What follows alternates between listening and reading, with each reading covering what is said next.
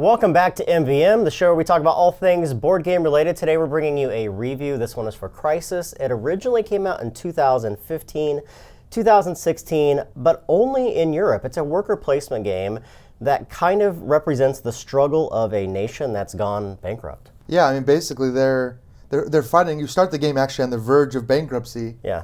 And we play as the corporations that have kind of swooped in to try to rescue the country from bankruptcy. And that sounds like the setup for a cooperative game, but this is not at all a cooperative game, really. Yeah, I mean, there's cooperative elements in the fact that you're trying to universally not go bankrupt as a country, but you're also trying to survive and thrive and gain victory points with your own economic engines in front of you. So let's talk about the game. Now, the reason why we're bringing this one up, I never had the chance to play this years ago when it came out. As I said, this only came out in Europe, so we've never had the chance to actually play the game. But it's on Kickstarter right now, so we thought we'd give it a shot and give it a play. It also comes with like a little mini expansion as well. Yeah, the new version does, yeah. We're not going to talk about the preview. This is just a straight-out review on what we think about the game. And I have to say, right at the start, we enjoyed it. This is a very unique worker placement game. It's not like anything I've played before. I mean, it is an engine builder, but it is not. If you walk into it just thinking, oh, you're going to build a bunch of engines, you're not going to. No, not at all. This the game also has 35 possible worker placement spots. That's because at the start of each round, you have a number of different companies that you can buy into, but also all of these different areas on the board by which you can kind of build that engine through the course of the game. So let's talk about all the different components. There's a lot of stuff here in front of you. The game board itself houses all the different worker placement spots. It's going to house the companies that you can buy. It's going to be the places where you're sending your workers out to be able to do different types of investments. The main part of the game, though, outside of the worker placement spots, is over here on the right-hand side. This is the economic track, which everyone is both contributing to and trying to gain victory points from through the course of the game. At the very top, you're going to pick a singular card. This card is going to represent a variety of different things. At the bottom, it's going to show you how many players. So this game plays 2 to 5 players right from the very start. You're going to look at the bottom and figure out how many players are playing. And then you can play the game either at easy, medium, or hard difficulty. Now, we played the game at hard right from the get-go, and we got murdered. Yeah, that's true. I mean, it is, when we say hard, this scales up very, very quickly, and you will be hard-pressed to get through all 7 rounds of the game if you're playing on hard. Yeah, you really need to work up to hard. Yeah, absolutely. So on this card, it's going to show you that there are 7 rounds within the game. So the game can end in one of 2 different ways. You can either make it collectively to the end of 7 rounds, or the country can go into economic failure, which forces the end of the game right then. Also, each of the rounds has a number or a level that denotes what kind of companies, what level companies will come out, and what kind of export tiles will come out by which you can spend those resources to gain victory points. So as the game progresses, you get stronger and stronger companies that you can buy into, and you have more financially rewarding resources that you can also sell. Yeah, and that's kind of the core of the game. Everything you're doing is trying to generate those resources to sell them, because that's really your main way of getting victory points. Absolutely. And then the final thing on the right is the killer. So this is really what scales within the game when you go from easy, medium to hard. These are goals that you're trying to reach for not only you, but all the other players at the table. These goals are victory points on the track. So at the start of the game, the very first round, everyone's going to start at 15 victory points. That's because you can lose and gain victory points through the course of the game. This is a goal for level 1. Everyone has to get up to level 18, but as you see, it progresses rapidly as you move through the rest of the game. So by the end of the game, everyone has to have 89 victory points. The trick here is that if you don't hit those, each player is going to influence that victory point track and that economic scale within the game. So if someone is over by 2, this scale on the left will move up 2. If someone is down by 9, it's going to move down by 9. So everyone contributes to that economic scale. At the start of the game, it's going to start at 31, meaning that you're in a moderately safe zone. So it's green, yellow, and red. But through the course of the game, this is going to go down, down, down. If it ever hits 0, that's how the game could possibly end. Yeah, and if you don't have at least 1 or 2 players that are above that goal tracker every round, you're going to be in trouble, because if you don't hit 18, then you're going to struggle even harder to hit 23, and then you're going to struggle even harder to hit 29, and then the game could end by round 3 if you're not careful. Right. And there are some bonuses too. So if you are able to hit those goals, not only are you helping the economy of the entire nation, but also you're gaining some benefits through specific cards that you can use through the course of the game. Yeah. So how the game runs, though, is through the companies that you're using. Each player is going to try to acquire companies through the course of the game. As you see, there's 6 of them laid out every round that players can send their managers to or their workers to be able to buy into those companies. Every single one of the companies looks primarily the same. They have a cost in the upper right-hand corner, what level that is, plus a worker placement spot. So if you want to acquire this, you simply place your worker on it, pay those costs, get some victory points from it, and then place it to your side. But the main portion of all of them is on the left and on the bottom. The left is the required workers. And when I say workers, these aren't your managers. These aren't the guys that you're sending out to activate spots. These are actually employees. The employees that you're trying to gain through the course of the game. There's 4 different types of employees. They can be medical workers, they can be farmers, and so forth. And you're trying to or bankers, I should say. You're trying to place these on the left-hand side, plus pay any resources that are there as well. But also you have ways to modify that amount by placing additional workers across the bottom. So a lot of these will give you victory points. They could give you resources. They could give you money or currency to be able to power things. And the more workers you assign to those, the more benefits you gain from them. Yeah, planning out which employees you have is really important because you want employees that you can use maybe across all of your buildings because you might decide to change them up in between each round. Once you assign an employee to a building, you can change it every turn. And some employees, like this guy, are even double-sided, so you can choose every round what they're going to be, and these are huge. Yeah, absolutely. The other cool thing is that there's 2 types of employees within the game. There are regular employees, and then there are foreign employees.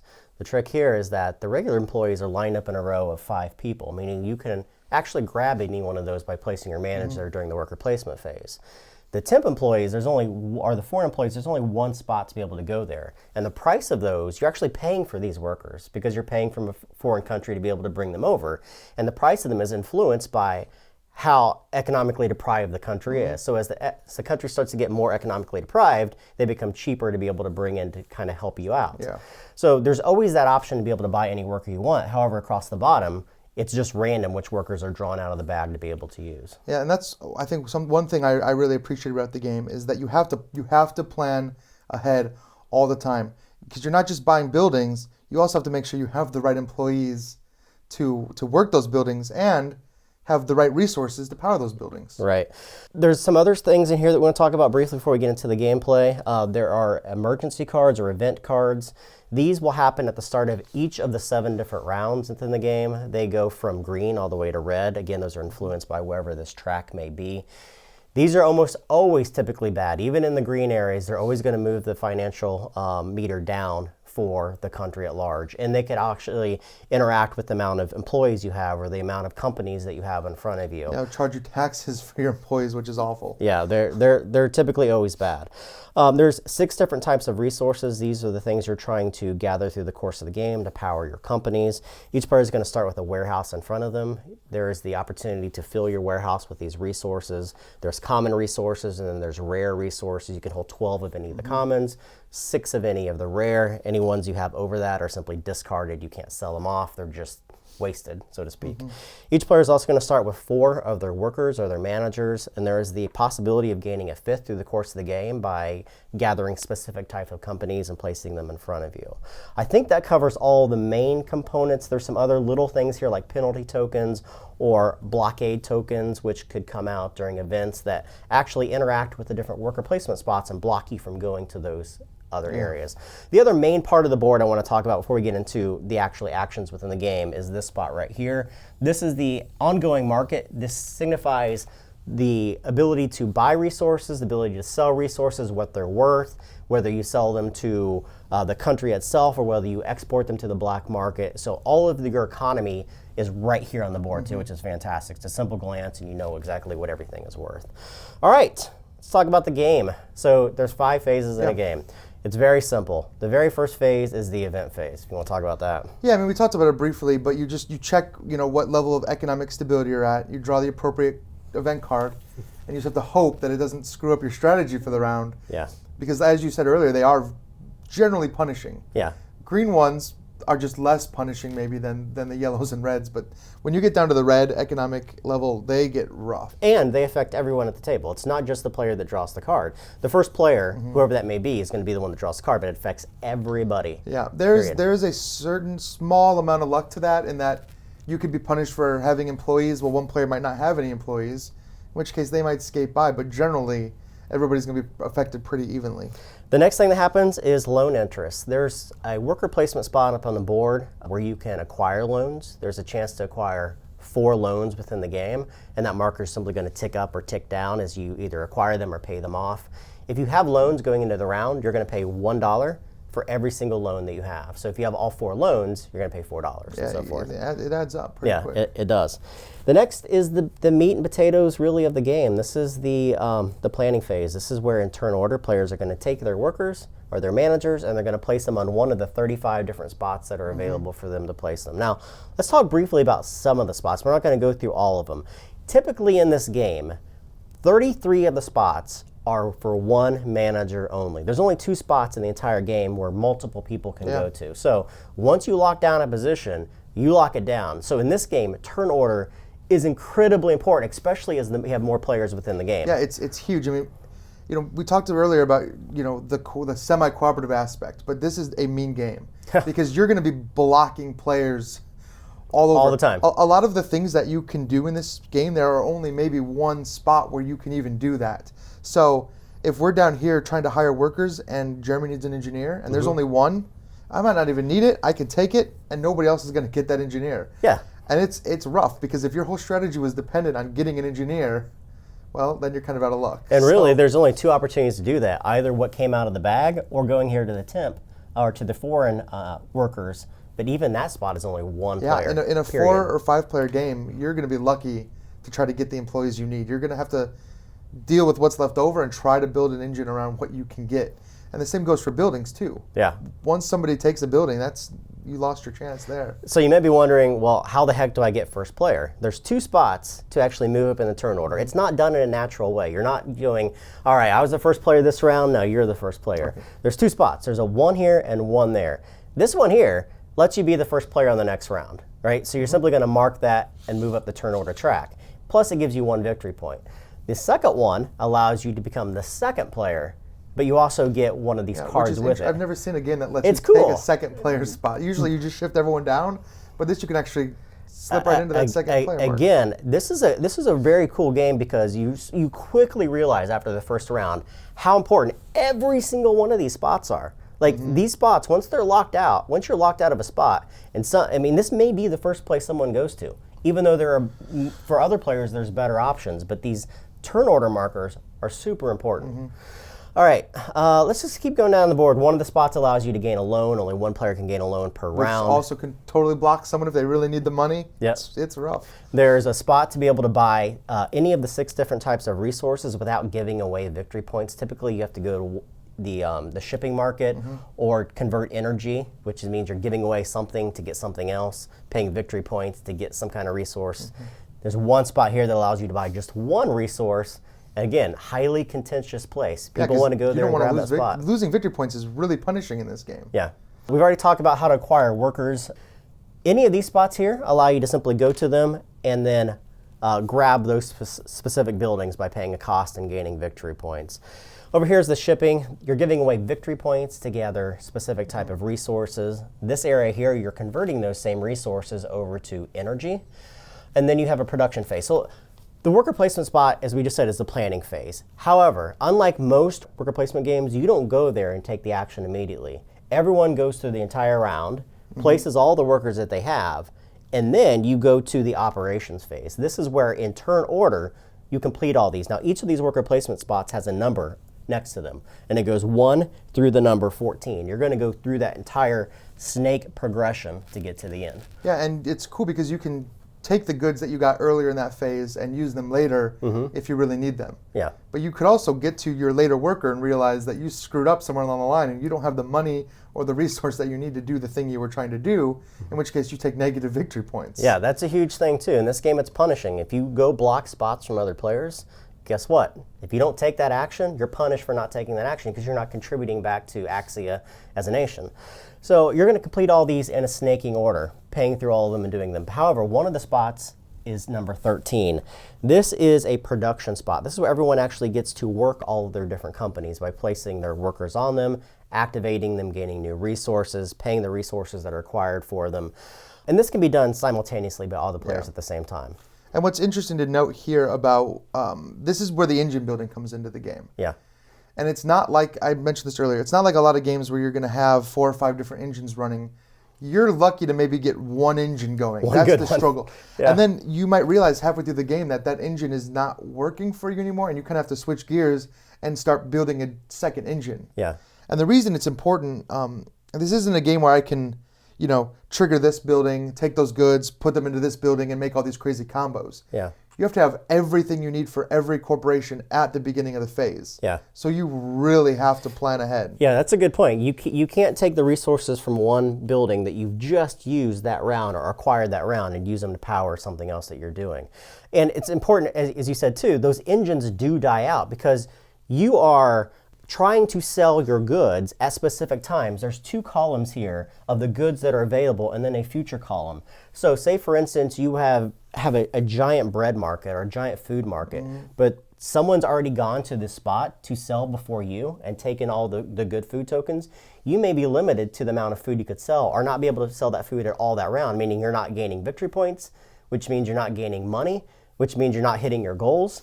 So timing, again, in this game is incredibly important from beginning to end. This spot right here is one of the most important spots in the game. You really have to look ahead at what other players are doing and what's coming. You might decide, I have this opportunity to sell some rare goods coming up. I'm just going to forget everything else. I'm going to focus on building an engine just to get those rare goods in 3 rounds. Yeah. The last thing that happens once you've snaked through all this and gone through all the operations, you're going to do an evaluation phase. This is very simple. You're going to compare where your scoring marker is compared to the goal in that round. You're going to move that economic track up and down for every single player at the table. Again, if that ever reaches 0, the country's gone into economic crisis and the game ends immediately. So if the game ends that way and you hit 0, everyone who hasn't reached the goal for that round is out of the game no matter what.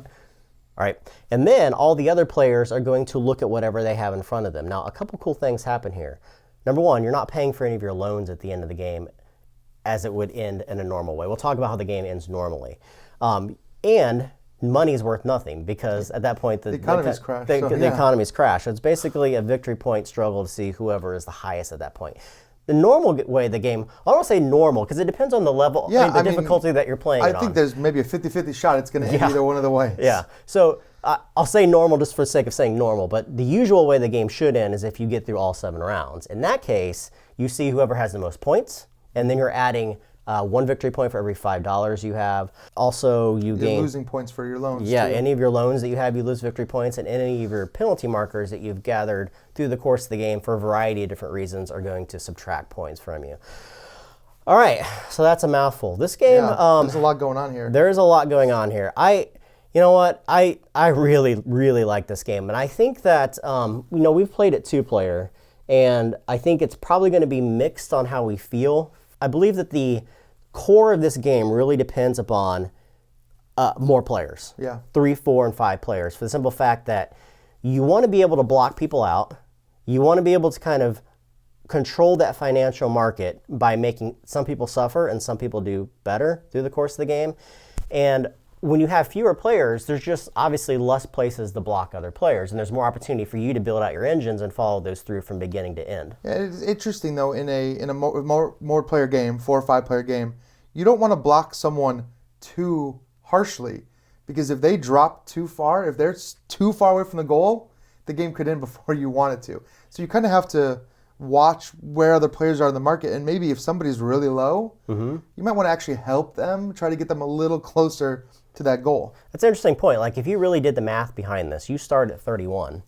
If no one hits their goals in the first round, you could lose 15 points in a 5-player game. Already you could be halfway done with being in the game. So this game could technically end in 2 rounds out of the 7 rounds if players aren't proactively trying to help Axie as a country. Yeah, and I think this is a game that players might sit down, play a game, lose right away, and think, well, how do you even, That's what happened to us. Beat that game? Yeah. And I think it's because you're not. It takes a weird mindset to play this game. You're not.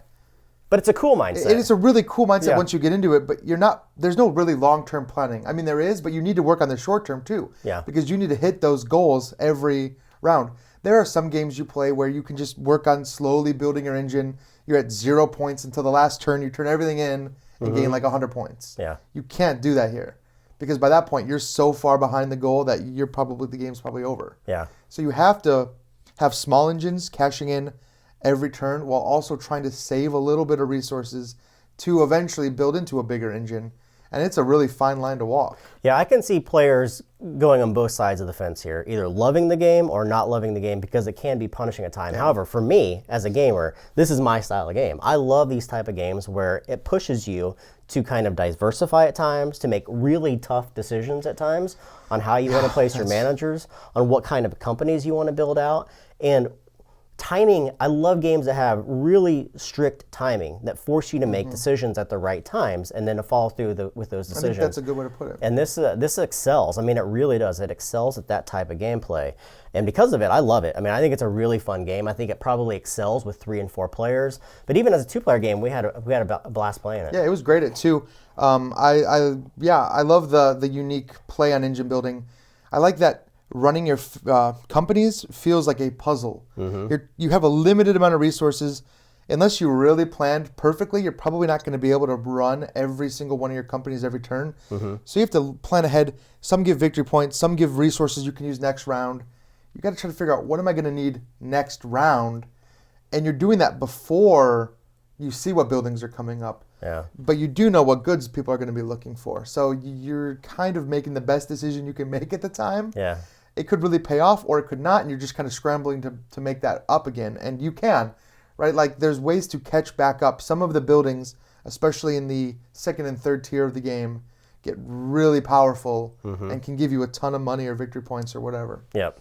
Fantastic game. This is from LudiCreations. I believe it's on Kickstarter right now. If you guys have any questions about it, make them in the comments below. 2 to 5 players. Takes about 2 hours to get through. Subscribe to us, follow us on Twitter, like us on Facebook, and everything else that we do. And we will catch you guys next time.